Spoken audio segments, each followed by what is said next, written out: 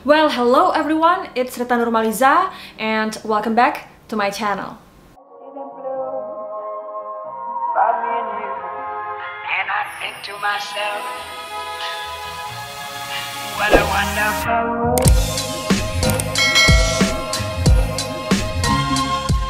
Masa kepemimpinan seorang ratu atau seorang raja biasanya berlangsung lama. Namun, ada sejumlah raja dan ratu yang memimpin hanya dalam waktu yang sangat singkat. Nah, penasaran dengan siapa saja 5 raja dan ratu dengan masa kepemimpinan tersingkat di dunia?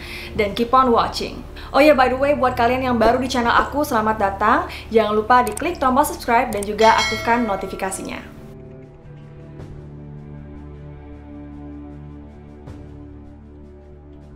Yang pertama ada Lady Jane Grey. Nah, kayaknya kalian sudah tidak asing ya dengan nama Lady Jane Grey, karena cerita tentang Lady Jane Grey adalah salah satu cerita yang paling banyak di-request oleh kalian. Yap, Lady Jane Grey adalah seorang ratu Inggris dengan masa kepemimpinan yang sangat singkat, yaitu 9 hari.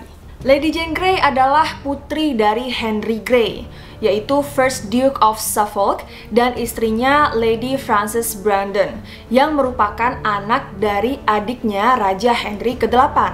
Jane lahir sekitar tahun 1536 atau 1537 di Leicester. Jane dinobatkan sebagai Ratu Inggris pada 10 Juli 1553. Sebenarnya sih Jane tidak pernah bercita-cita menjadi Ratu Inggris ya.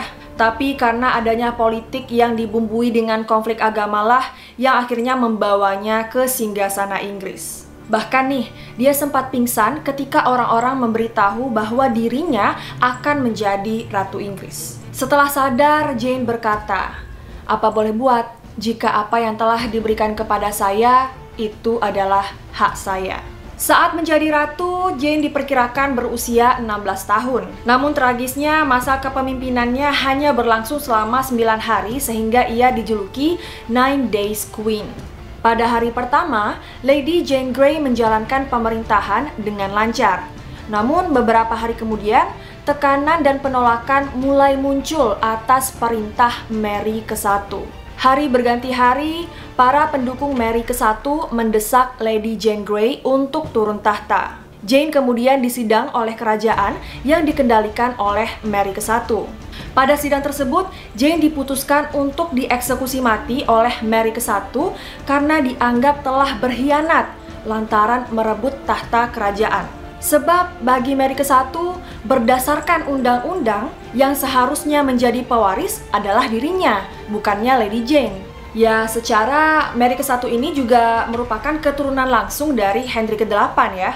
Meskipun Edward ke-6 yang mencalonkan Lady Jane Grey untuk menjadi penguasa selanjutnya, Mary ke-1 tetap bersikeras bahwa hal itu melanggar konstitusi yang telah diatur dalam kerajaan. Jane akhirnya dieksekusi mati pada tanggal 19 Juli 1553 dengan cara dipenggal. Sebelum dieksekusi, Lady Jane menyampaikan pidatonya kepada orang-orang yang hadir, yaitu, "Hai orang-orang yang baik, saya di sini segera mati. Tapi saya tegaskan bahwa menjadi ratu sebenarnya bukan keinginan saya. Dan di hadapan Tuhan, saya tegaskan saya tidak bersalah." Lady Jane kemudian dibawa petugas dan algojo ke lokasi eksekusi. Saat telah berada di titik eksekusi, dia pun berdoa, "Ya Tuhan, dalam kekuasaan-Mu, aku serahkan jiwaku." Begitulah kata-kata terakhir dari Lady Jane Grey sebelum dieksekusi mati. Kasian banget ya teman-teman, padahal Lady Jane Grey sendiri sebenarnya dia nggak punya niat untuk menjadi ratu. Tapi semua ini tuh adalah permainan politik dan dia harus menjadi korbannya. Yang kedua, ada Louis Antoine. Louis Antoine of France, Adipati Angoulême, adalah putra tertua dari Charles ke-10 dari Prancis dan Dauphin Prancis terakhir dari tahun 1824 hingga tahun 1830. Dia lahir pada 6 Agustus 1775 di Istana Versailles, Prancis. Secara teknis dia adalah Raja Prancis dan Navarre kurang dari 20 menit. Sebenarnya dia terpaksa ya untuk turun tahta, karena sebelumnya ayahnya juga turun tahta akibat revolusi Juli tahun 1830. Dan saat Louis mempertimbangkan untuk menandatangani dokumen pengunduran diri, dia sempat berargumen dengan istrinya. Karena istrinya ini gak setuju ya kalau Louis ini turun tahta, dan dia meminta Louis untuk tetap mempertahankan perannya sebagai raja. Tapi pada akhirnya Louis pun menyetujui dan menandatangani surat-surat itu karena dia ini nggak mau ada konflik politik. Meskipun Louis tidak pernah benar-benar memerintah Prancis, namun beberapa pengikutnya tidak pernah mengakui pengunduran dirinya dan menganggap Louis ke-19 ini sebagai Raja Prancis yang sah sampai kematiannya. Oke, selanjutnya ada Tsar Peter ketiga. Tsar Peter ketiga atau Karl Peter Ulrich lahir pada 21 Februari 1728 di Kiel, Holstein. Ia adalah seorang penguasa Rusia dari bulan Januari hingga Juli 1762. Jadi kurang lebih 6 bulan ya. Tsar Peter ketiga hampir tidak bisa berbicara dengan bahasa Rusia dan banyak membuat kebijakan yang lebih pro-Prusia. Meskipun reputasinya agak buruk, Peter membuat beberapa reformasi progresif selama masa pemerintahannya yang singkat. Dia menyatakan kebebasan beragama dan memajukan pendidikan, memajukan tentara Rusia, dan menghapuskan polisi rahasia yang terkenal karena kekerasan ekstrimnya. Namun karena kebijakan Peter yang lebih pro-Prusia dan dengan keadaan dirinya yang tidak terlalu lancar berbahasa Rusia, hal ini tuh jadi dimanfaatkan oleh istrinya, yaitu Putri Sophie dari Jerman untuk memimpin kudeta agar bisa menggulingkan dan membunuh Peter ketiga.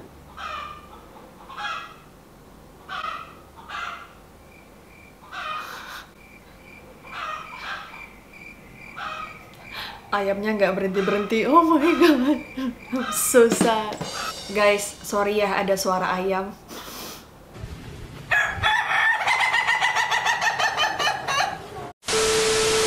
Sophie mengganti namanya menjadi Catherine kedua tidak lama setelah kudeta berlangsung. Peter yang turun tahta akhirnya dipenjara di Kastil Ropsa. Di sana ia dibunuh secara brutal oleh beberapa pria suruhan Gregory Orlov, yaitu pria yang ingin menikahi Catherine. Jadi Peter ini dibunuh supaya Catherine bisa menikah lagi. Karena aturannya adalah selama sang suami masih hidup, walaupun dia ada di penjara, istri tidak diperbolehkan untuk menikah dengan pria lain. Memang sebelumnya pernikahan antara Peter ketiga dan juga Catherine ini tidak harmonis, teman-teman. Jadi orang-orang waktu itu nggak heran lah kalau Catherine kemudian mengakhirinya, walaupun dengan cara yang sangat kejam. Tsar Peter ketiga mengakhiri masa jabatannya selama 185 hari. Ia meninggal pada 17 Juli 1762 saat dia berusia 34 tahun di Ropsa, Kekaisaran Rusia. Dan dia dimakamkan di Katedral Saint Peter dan Paul. Yang keempat ada Raja Edward ke-8. Kurang dari setahun dimahkotai sebagai Raja Inggris, ia pun memutuskan untuk turun tahta demi seorang perempuan. Siapakah dia? Dia adalah Edward ke-8 atau Edward Albert Christian George Andrew Patrick David. Pria yang lahir pada 23 Juli 1894 di White Lodge, Richmond, Surrey, Inggris. Ia menjadi Raja Inggris menggantikan ayahnya yaitu Raja George ke-5 pada 20 Januari 1936.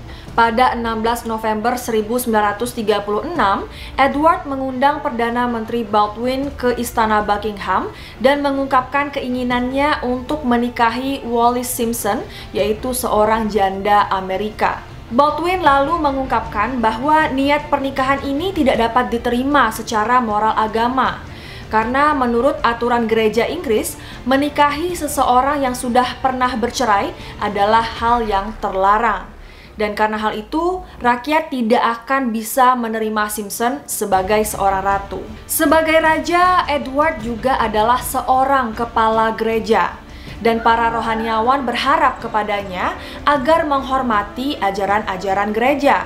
Uskup Agung Canterbury Cosmo Gordon Lang sangat bersikeras bahwa Edward harus turun tahta jika ingin melanjutkan niatnya untuk menikahi Wallis Simpson. Edward mengajukan solusi alternatif lain, yaitu pernikahan tangan kiri, di mana setelah menikah, ia akan tetap menjadi raja. Namun, Wallis Simpson tidak akan menjadi permaisuri.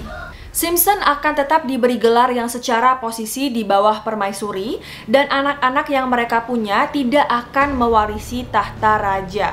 Namun, solusi ini juga ditolak oleh kerajaan. Edward pun bilang pada Baldwin bahwa ia akan turun tahta jika ia tidak bisa menikahi Simpson. Baldwin pun lalu datang kepada Edward dengan 3 pilihan, yaitu membatalkan rencana pernikahan, tetap menikah tapi melawan para menterinya, atau turun tahta.